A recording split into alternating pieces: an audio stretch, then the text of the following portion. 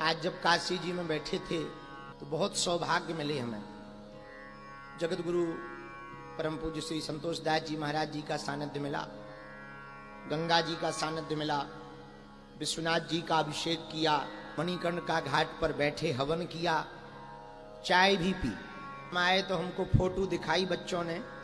एक फोटो किसी ने ऐसी खींची कि एक तरफ मुर्दा जल रहा है, दूसरी तरफ हमारा हवन कुंड जल रहा है।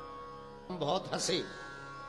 हम कि एक तरफ सौ जल रहा, एक तरफ हम जल रहे, विरह की याद में। लेकिन जैसे ही दर्शन करके चाय पी के बैठे थे, तब तक पूज्य श्री ब्रजधाम वृंदावन भजनानंद ब्रज के भजनानंदी महात्मा पूज्य श्री प्रेमानंद बाबा जी का पूरा परिकर आ गया। और उनका पूरा परिकर बड़ा सहज, बहुत सरल।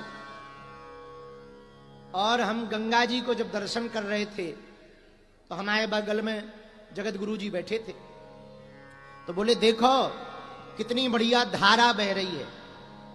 तो हमारे मन में आया कि धारा को उल्टा करो तो राधा होता है। धारा को यदि उल्टा पढ़ा जाए तो क्या होता है? राधा होता है। धारा को आप उल्टा पढ़ो तो राधा। और हमकी बताओ, धारा ही राधा है और राधा ही धारा। और उसी वक्त किसी ने हमसे इंटरव्यू लिया तो हमने कहा भी, नदियों से तुम चलना सीखो। ये किसी से रास्ता नहीं पूछती, पर ये तब तक नहीं रुकती जब तक समुद्र नहीं मिल जाता।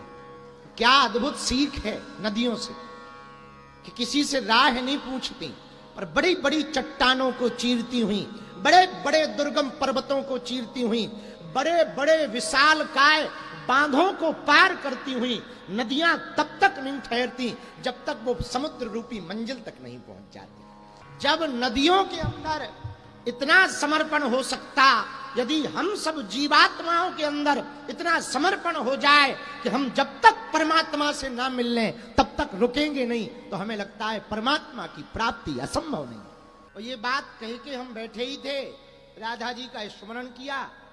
धन्य है विश्वनाथ जी, मानो साक्षात कृपा भई हमारे ऊपर। तो आज हम बैठे ही बैठे राधा राधा के बारे में सोच ही रहे थे, तब तक हमको खबर मिली कि आप सोना मत, पूज्य श्री प्रेमानंद जी महाराज जी का पूरा परिकर आ रहा है। हमको बहुत दिन से भाव तो है पहुंचने का, और हमारे कारण बाबा को कोई कष्ट ना होवे, क्योंकि हमारे साथ बहुत भीड़ भाड़ हो जाती, धक्का मुक्की हो जाती।